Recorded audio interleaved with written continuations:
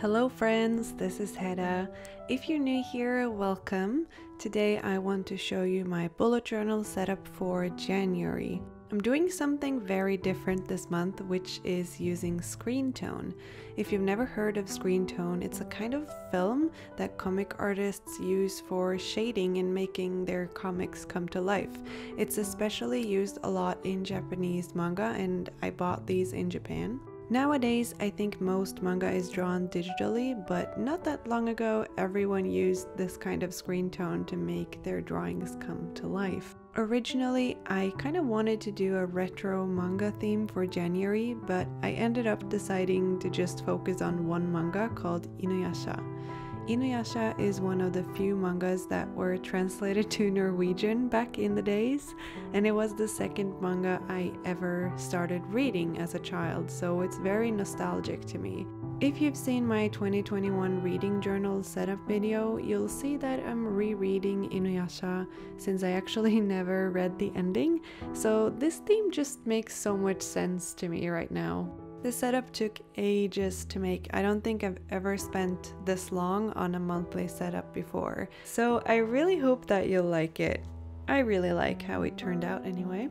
I wanted to make my cover page feel like the cover of a volume of Inuyasha, so I drew this drawing with most of the main characters in the manga. Takahashi Rumiko, who is the artist and author behind Inuyasha, has such a distinct style, and I really wanted my spreads to have that style rather than try to draw the characters in my own style. Now, generally, I would advise you to try to do your own thing, not blindly copy and all that, but these spreads are just for me. I'm not selling scans or printables of these or anything, and since I wanted my drawings to actually look like Takahashi's drawings, I did something I've actually never done before. I printed out the pictures I wanted in my journal, and I flipped them vertically before doing so, and then I got some tracing paper and I drew with my pencil over all the lines, and then I flipped the tracing paper over and put it over my journal, and I went over all the lines with my pencil again, which made my hands dark gray. But doing this leaves a kind of sketch on the paper below, so that's how I got the sketch to be very accurate. Then I did the line art with my Uni-pin brush pen, because traditionally manga is drawn with these particular pen nibs that are like dip pens or fountain pens. I don't have a dip pen, so a brush pen is kind of second best to that, and because the nib is flexible, it really brings the drawings to life and you can create thick and thin lines, and it's a lot of fun actually.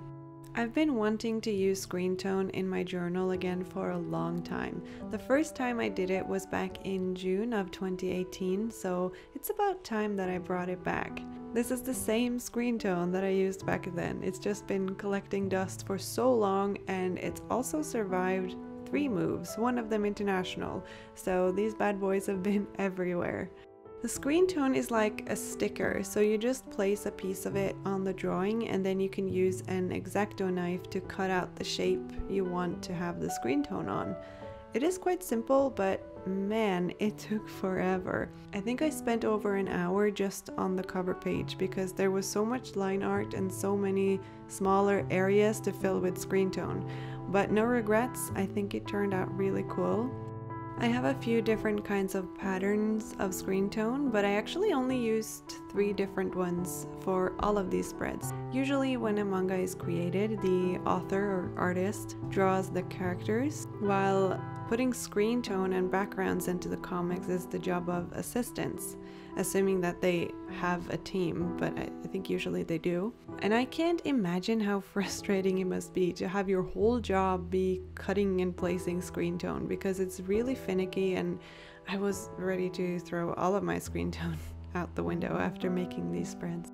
I kept my monthly calendar quite minimal, just using horizontal lines to make the shape of the calendar. I'm sure I could have done something cool to make it look like a comic or whatever, but I just wanted to focus on the illustration and keep the rest of the spread quite minimal. Of course, I had to draw Inuyasha and Kagome for this page, in this iconic scene where Inuyasha embraces Kagome because he realizes he loves her and blah blah blah. I went for a kind of whimsical font to write January because I thought the same font that I used on the cover page would kind of disappear a little bit among all the lines on this page. I used the alphabet stamp from Notebook Therapy to stamp the days of the week because I thought it would fit the header well. I'm looking for a new stamp pad since mine is from 2018 and it's kind of looking a bit gray, so if you guys have any recommendations, let me know. I zoomed in here so that you can see the process of applying screen tone a bit easier. I used one with tiny little dots for Inuyasha's clothes, which makes them look gray. And then I used a screen tone with kind of cross hatch for Kagome's school uniform, which makes it look a lighter color than Inuyasha's clothes. If these were in color, Inuyasha's clothes would be red while Kagome's would be green. To fill the empty space in the bottom right corner, I decided to letter "The future is not a straight line," which is something Kikyo says in the series, and I think it's very apt right now since I'm kind of trying to figure out a path for myself.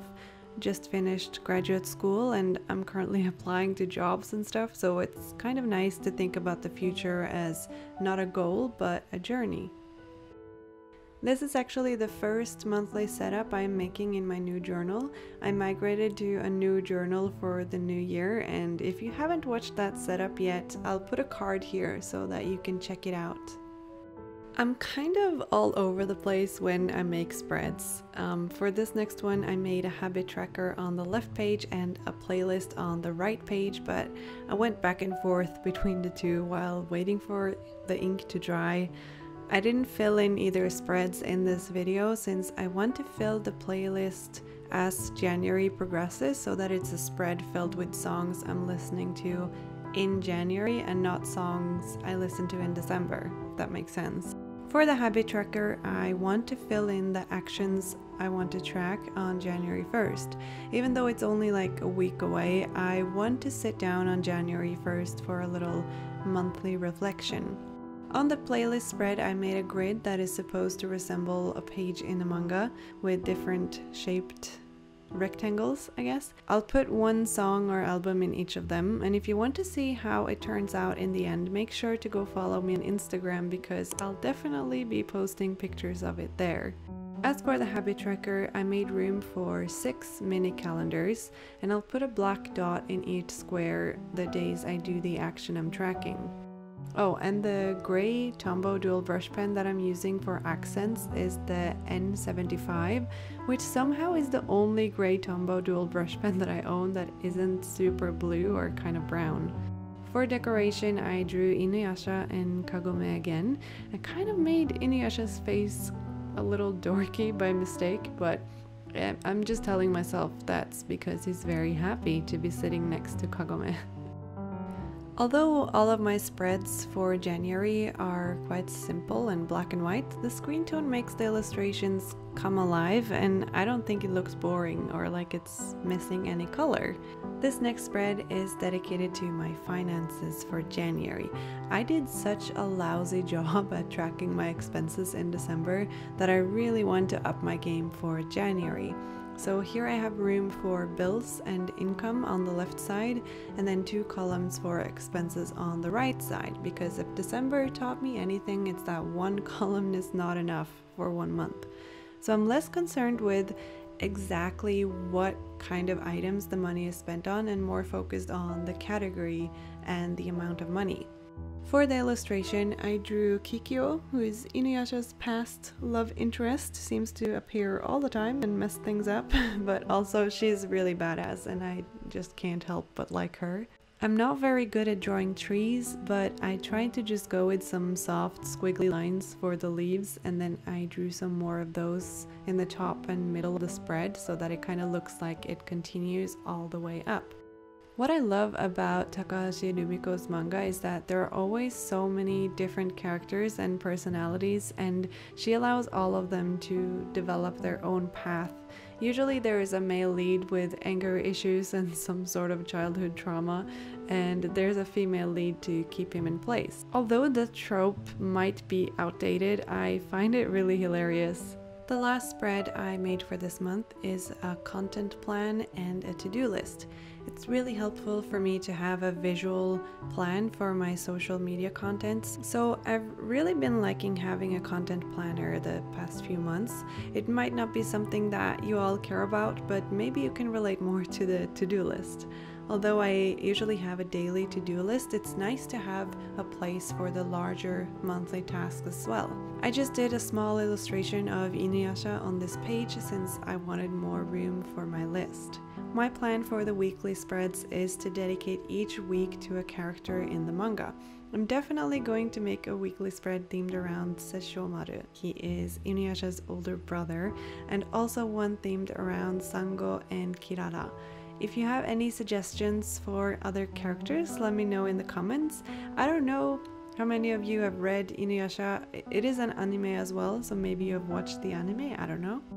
I think it's really cool that the edges of the screen tone is pretty much invisible when looking at the journal from above, while you can kind of see the edges if you look at it from the side.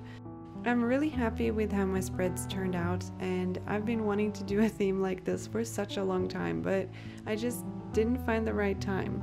This month I told myself that the right time is now, and I can't wait to get started on the weekly spreads. I think they'll be a lot of fun too. Before I go, I just wanted to thank you all so much for watching my videos this year. I really appreciate it, and your comments and feedback makes me so happy. I read every single comment that you leave on my videos, even if I can't respond to all of them. I've had a hectic fall this year with finishing my thesis and then making so many YouTube videos in December, arranging giveaways for every single one of them. So I am taking a little Christmas and New Year's break, and this will be my last video of 2020. I'll still be here reading comments and answering messages though, and I'll be posting a few pictures on Instagram over the holidays. Whether you celebrate Christmas or not, I hope you'll have a lovely time the rest of December and over New Year's. I really appreciate you all, and I wish I could give a Christmas present to all of you, but that's physically impossible. Again, thank you so much for watching. I really appreciate it. Have a lovely day, and I'll see you next year. Bye!